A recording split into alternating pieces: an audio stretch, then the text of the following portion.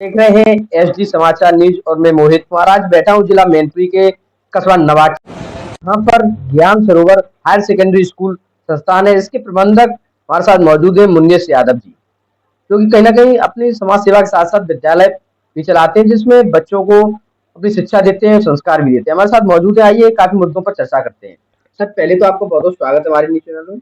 बहुत बहुत धन्यवाद। जी मेरे क्षेत्र का स्वपरिचित ये एसडी समाचार जी। और मेरी तरफ से आप दोनों रोहित मोहित भाइयों को बहुत बहुत हार्दिक शुभकामनाएं और बधाई।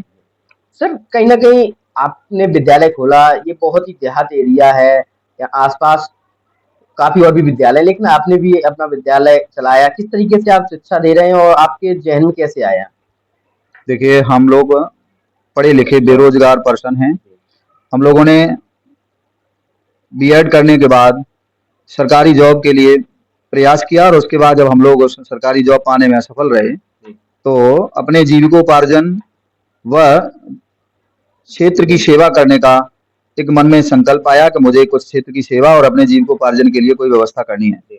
इसको मद्देनजर रखते हुए हमने यह विद्यालय डालने का सोचा और विद्यालय डाला, जिसमें तमाम परेशानियां, जब भी कोई कार्य आप करते हैं तो उनका सामना करना ही होता है और इन सब का सामना करते हुए आज इस विद्यालय को जो स्टैंड मिला है वो सब इस क्षेत्र, गांव और आप सबका सहयोग रहा है और मेरे अभिभावक इस क्षेत्र के जो भी हैं वो इसके लिए विशेष बधाई के पात्र हैं।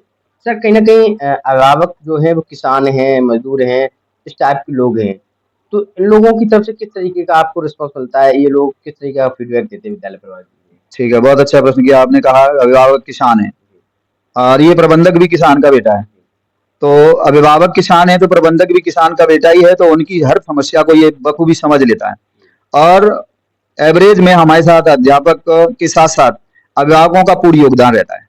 जैसे कि संस्था को हमें उन्नति देने के लिए जिस तरह अध्यापकों का सहयोग जरूरी है, उसी तरह से हमारे अभिभावकों का सहयोग रहता है और वो समय समय पे मेरे द्वारा बुलाई गई मीटिंग में आकर के अपने सुझाव प्रदान करते हैं। हम उन्हें स्वीकार करके इस विद्यालय को उन्नति की ओर ले जाने का प्रयास कर रहे हैं।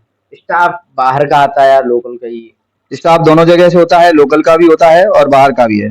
सिरसागंज, करहल, बरनाल इत्यादि छोटे मोटे शहरों से भी मैनेज हो रहा है और प्लस क्षेत्र का भी स्टाफ होता है। आने वाले पर्व 15 अगस्त, रक्षाबंधन और कृष्ण जन्माष्टमी के किस तरीके से शुभ संदेश देना चाहेंगे आप अपने विद्यालय परिवार की तरफ से, विद्यालय की तरफ से, और सभी अभिभावकों को, देशवासियों को, क्षेत्रवासियों को? जैसा कि आपने आने वाले पर्वों की बात की, तो उसमें सबसे पहले एक राष्ट्रीय पर्व हम लोगों के बीच में बहुत जल्दी आ जाएगा, जिसको 15 अगस्त के रूप में हम लोग मनाते हैं। और यह 15 अगस्त हम लोग एक आज़ादी के पर्व के रूप में मनाते हैं। यह आज़ादी का पर्व मनाने के लिए हमें अपने देश की बहुत कुर्बानी और शहादत के बाद यह दिन देखने को मिला है।